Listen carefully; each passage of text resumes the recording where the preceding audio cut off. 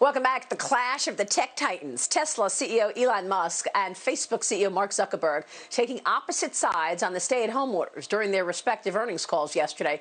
Musk telling investors the orders hinder people's freedom. Listen. If somebody wants to stay in their house, that's great. They should be allowed to stay in their house, and they should not be compelled to leave.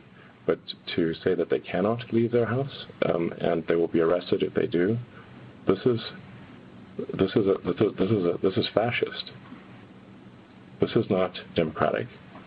This is not freedom. Give people back their goddamn freedom.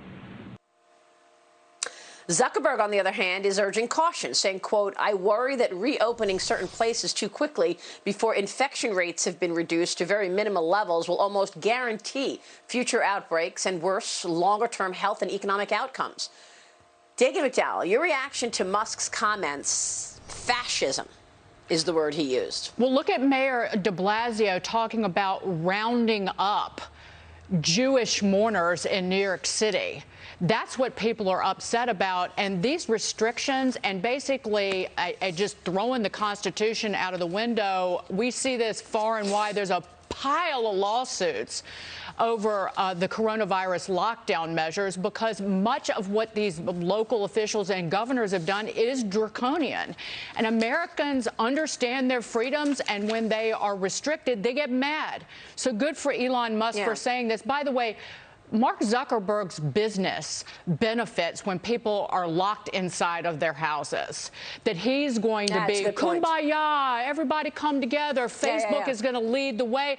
Elon Musk is like, get out on the road in my car. Like, I know that. So everybody has a financial interest. But again, because much of what has happened in this country is draconian and is an overreach. And the more the government continues to intervene, the worse the recovery is going to be. Yeah, you know, Kelly Torrance, wait until people start understanding what tracking and tracing means.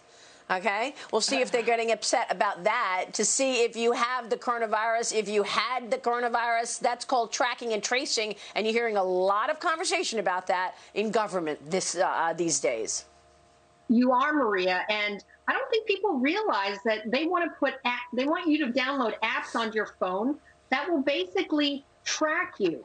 I have to say, the people that have been doing a lot of these draconian measures, they don't seem to have a lot of empathy for the millions of Americans who have lost their jobs. I watch Andrew Cuomo every day, and a reporter asked him about those people, and he said, well, they can just get a new job as an essential worker.